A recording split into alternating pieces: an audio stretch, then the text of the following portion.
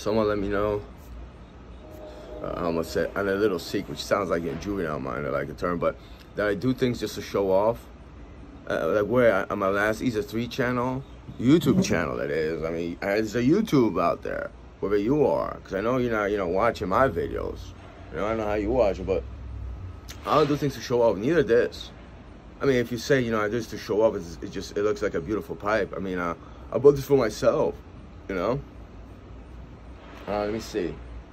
Let's say I have a chain. I don't have one on me. And a pen. Oh, I forgot the term, but say I have a nice chain. Do you think I wear it for you? I'm going off on a tangent, but it's like something I think about. Someone has a nice chain. It's very much decorated. And you get to see it. It's a work of art. Who kind of benefits from it as well?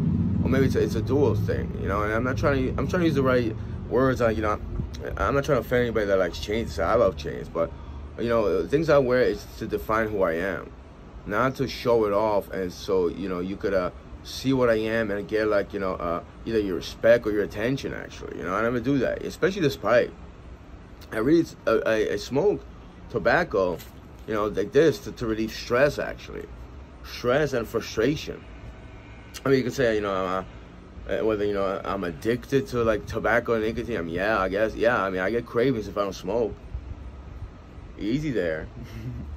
It's my neighbor. He's on all fours. He's sneaking up over here.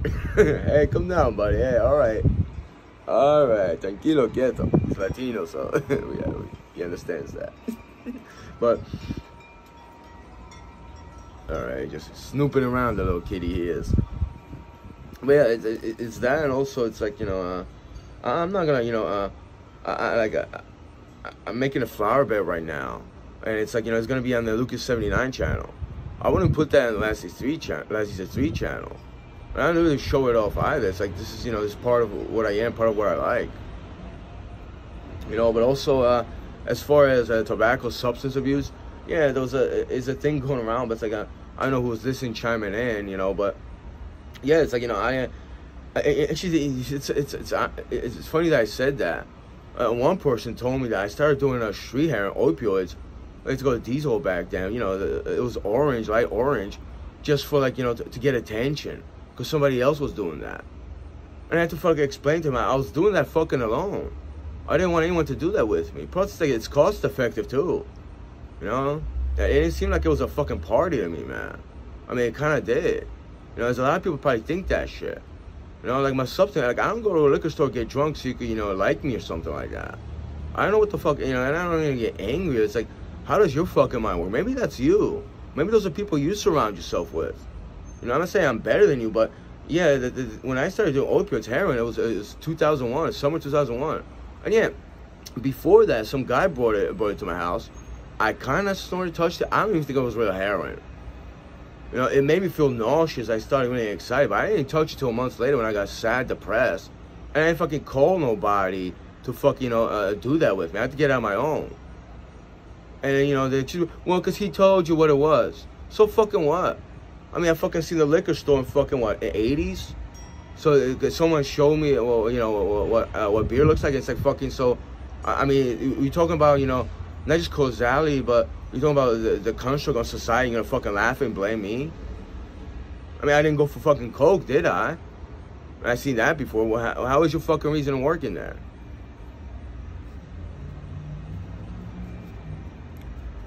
And yeah, it's like, if I cut out all frustration in my life, I'm pretty sure, I probably wouldn't be with the pipe right now. I don't do it just, to show it on video and show I smoking a pipe. I have multiple pipes. They weren't that, impressive. It was like $5, $10. I have one that was like, $35, $50. And I didn't like them. They just, I had to fix it up, and I think I fucked it up, actually. But, and then when it was like, it's like, I'm gonna smoke it like this for you. I mean, But as far as the heroin thing, yeah, and it's like a Roxycodone, Roxy's, I didn't do it because, to fit in. Hey, talk about circumstances, and those people in my life that purposely talked about it. It's like, it's like a little, they plant like a little seed, because they knew I had substance problems, so I think about it in my weakest moments, and eventually I reach out and get high. Why don't you fucking talk to those fucking people? You got fucking guts, you're gonna walk his fucking, his yard, you know, what he hangs out. You know, and then you fucking cry, complain to me that fucking what, he pushed you around for being a fucking idiot. You wanna be that fucking tough?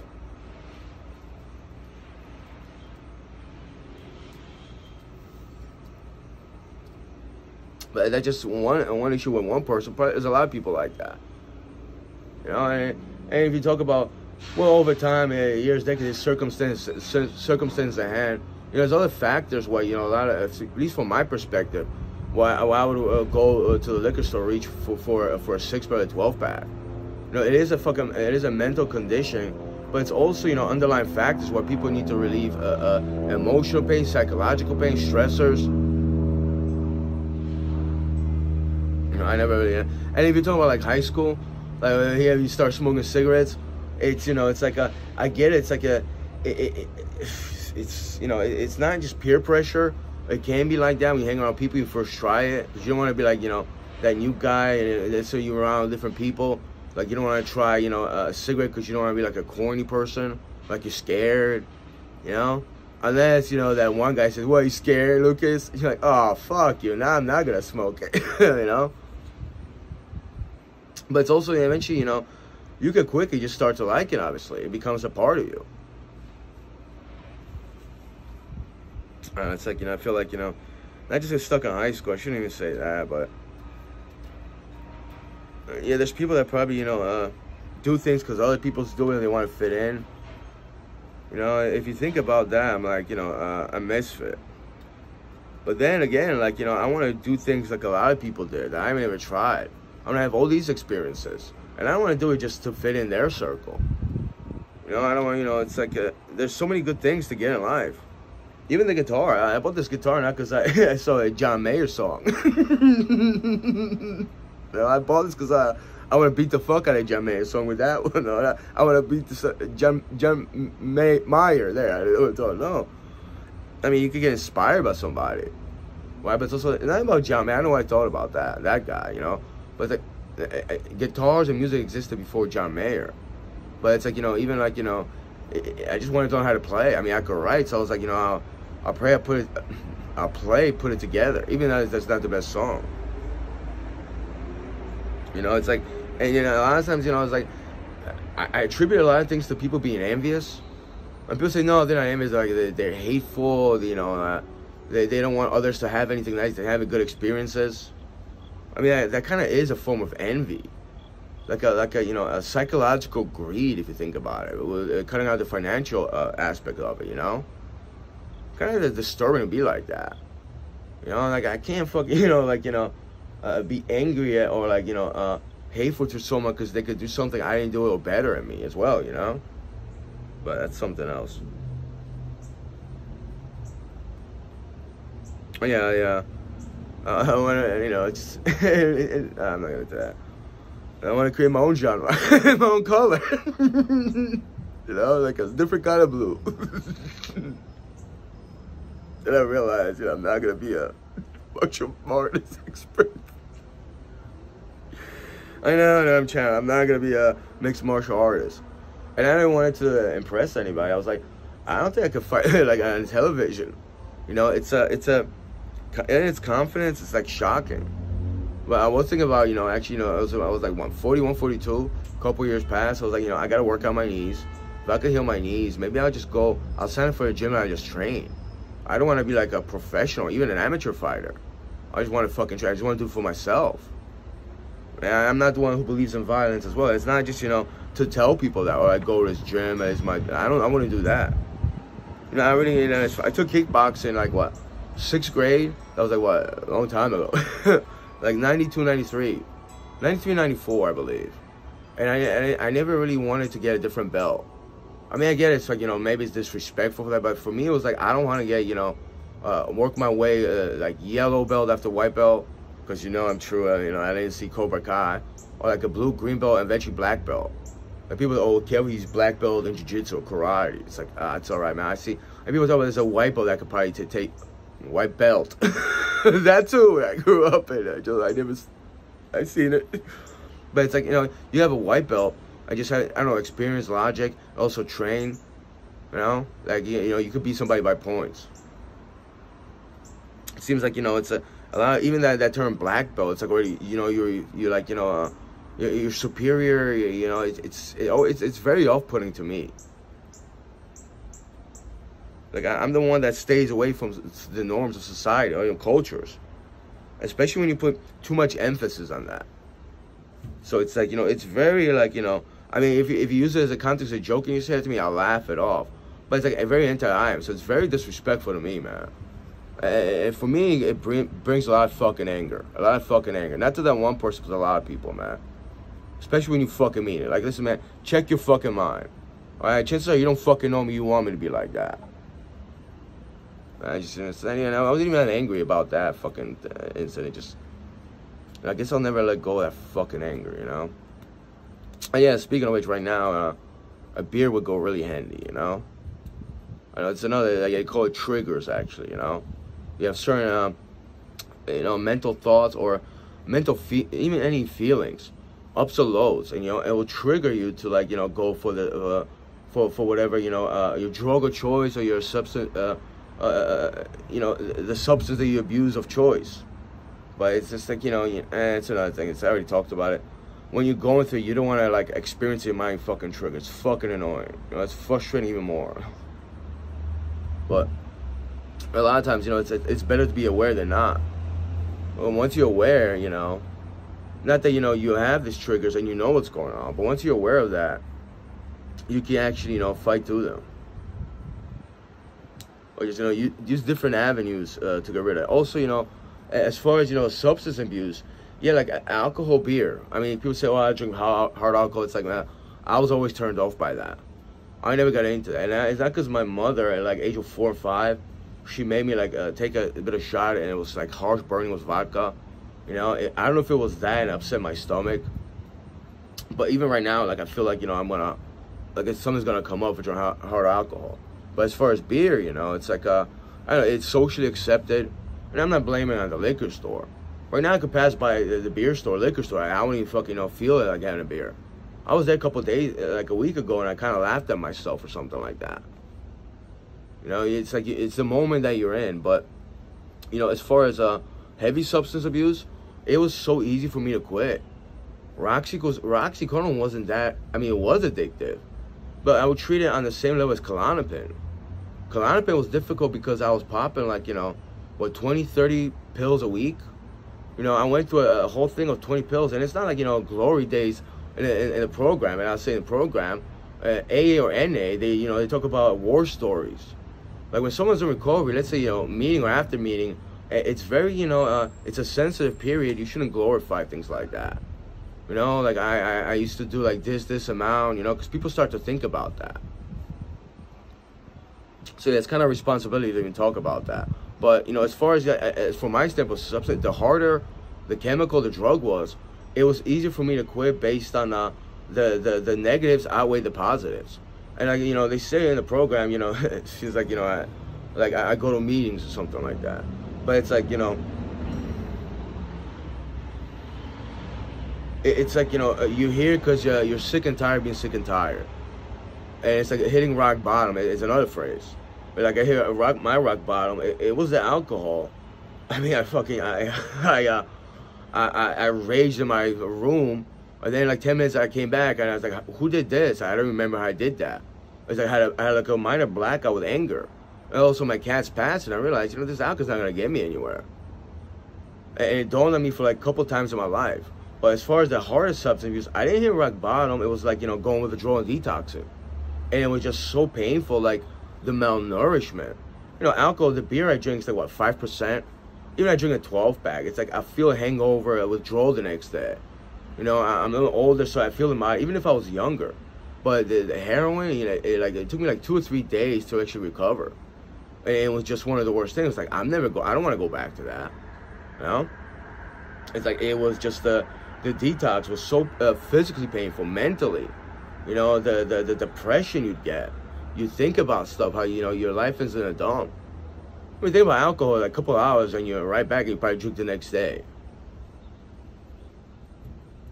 So, cocaine was never my drug of choice.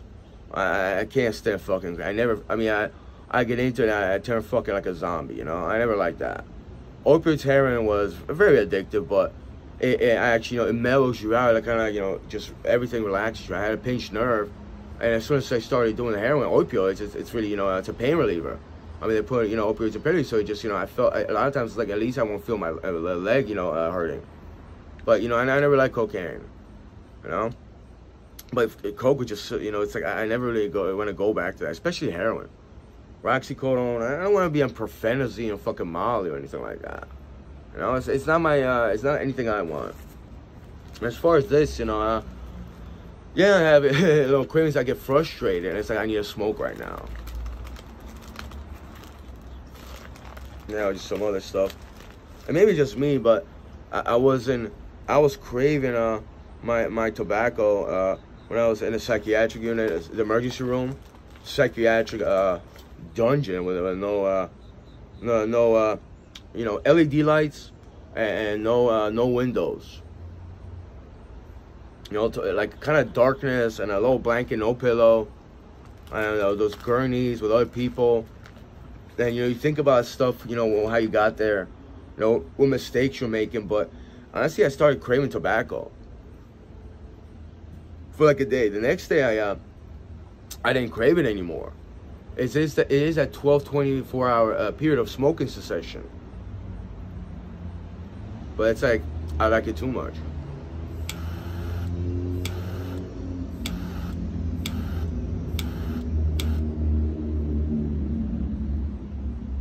Trust me, I know it's not the healthiest. And I'll probably loosen up. And I mean, anyone's in recovery, I wouldn't say, I was a tense moment, I loosened up. It kind of messed up as well. But it was a serious moment. On reality, it's like, some people would say a fine bourbon or scotch. I'd say a nice Brooklyn Lager or Sam Adams, just for the taste of it,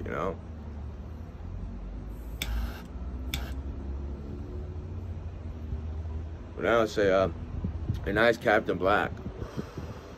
I know it's detrimental to my health. Like, I'll take my chances with this, with a lot of people, toxic people, detrimental people in my life.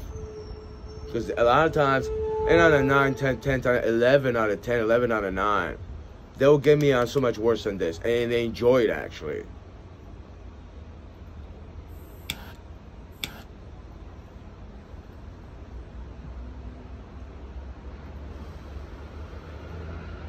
Yeah, I really should go to a meeting.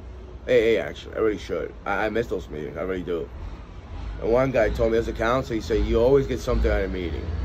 I didn't fully believe him. He just said these words he would throw, but I went to a couple meetings, and even like the meetings I didn't want to go to. Like, I had to take like 2 or 3 meetings just because he would sign me out. So get rid of, I'll be done with this program, which was court mandated, for my 2001 arrest for buying heroin. So I'll go to meetings, and actually he was right. Sometimes 2 things. There's always that one thing that resonates that somebody else says, And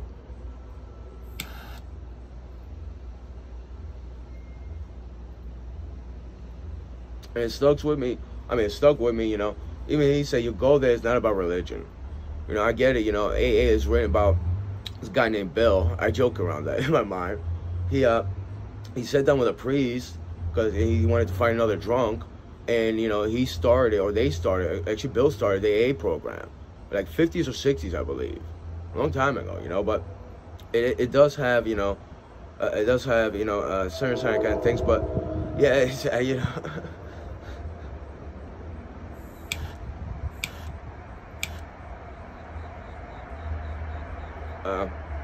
I forgot what the step was. I haven't read, the 12 steps in years. But it's one of the steps, like,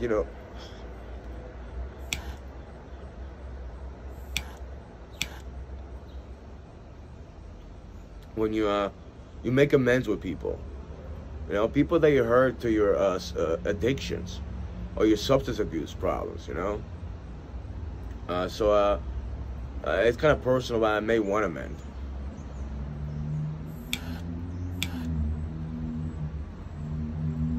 And it actually felt really good. It didn't feel like, I had to try or I had to think about it. I actually, I thought about that for months. I just couldn't get myself to do it. A lot of times the anger came about, and then the drink came about. Or maybe I was drunk and I was thinking about it. and I was angry at the individual. It was the circumstances at hand, but it's like, it felt like, you know, I had to do it even months after, like weeks or days after that, you know. And yeah, if I wasn't drunk, you know, that I don't want to say that ripple and whatever, and you know, my transgression wouldn't have happened. So a lot of times, yeah, the substance that we take, you know, they cause a lot of damage in our lives. When we sober up, when we alleviate that, we see, you know, like it's like that fire, that aggression, the alcohol that produces, you know. Once you alleviate, you're calm, and you're like, you know, I could handle so many situations in a better light.